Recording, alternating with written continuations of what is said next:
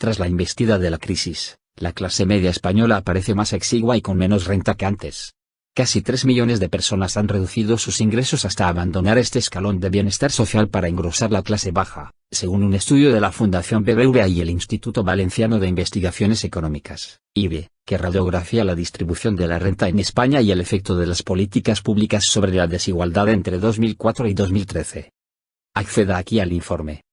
Estos 3 millones de personas han pasado de verse como clases medias participantes del progreso a sentirse vulnerables a las consecuencias de situaciones difíciles, como es la actual crisis económica, ahonda el documento. La renta disponible por hogar se ha reducido un 20% durante la crisis, situándose en niveles menores a los de hace una década. Desde los 26.000 euros de 2003 ha pasado a los 22.000 de 2013. La crisis ha golpeado, sobre todo, a las clases bajas. El informe calcula que hace una década, en 2004, el 59% de la población pertenecía a familias situadas en niveles de renta intermedios, la clase media entre el 75% y el 200% de la renta mediana, es decir, la que se sitúa en el centro de los ingresos de las familias frente al 31% de los que estaban por debajo del 75% de la mediana. El 10% restante se situaba en los niveles de ingresos superiores al doble de la mediana, y ese porcentaje apenas ha cambiado, habiéndose reducido un 0,7%. En cambio, el porcentaje correspondiente al grupo intermedio ha disminuido significativamente, hasta el 52%, mientras que el de los situados en los niveles bajos ha aumentado hasta el 39%. Así pues, cerca de 3 millones de personas se han desplazado de la zona central a la parte baja de la distribución de la renta, resuelve el estudio. La principal causa de esta desigualdad en tiempos de zozobra económica ha sido el desempleo y la precariedad laboral, que explican el 75% del aumento de la inequidad que se ha producido en estos años, desgrana el informe. Las políticas públicas han ayudado a amortiguar el golpe de la crisis, reduciendo a la mitad la desigualdad de ingresos que podría haberse producido, pero no han sido suficientes para compensar el impacto por completo. En concreto, las actuaciones de la Administración han servido para reducir un 45,7% la desigualdad de ingresos. Las políticas más efectivas son las de gasto, pensiones, prestaciones por paro, ayudas. Frente a las de ingreso como deducciones en IVA o impuestos más bajos.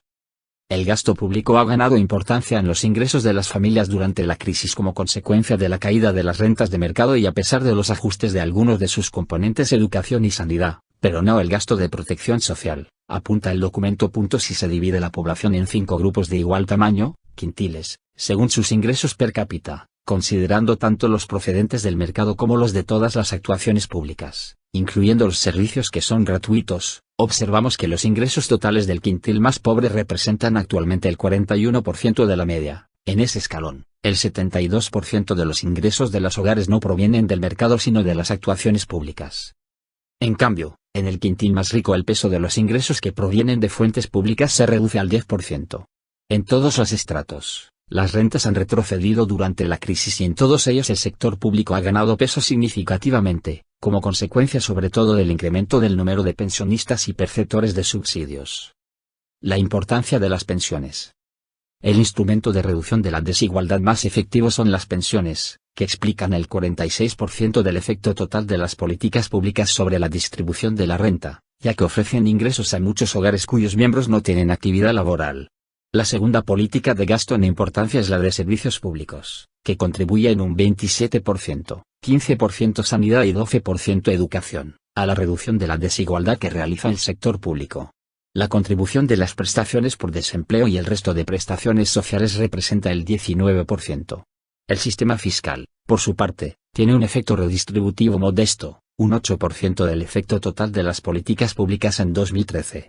Pese a que el desempleo explica la mayor parte del aumento de la desigualdad, la creación de trabajos no es suficiente para acabar con este problema.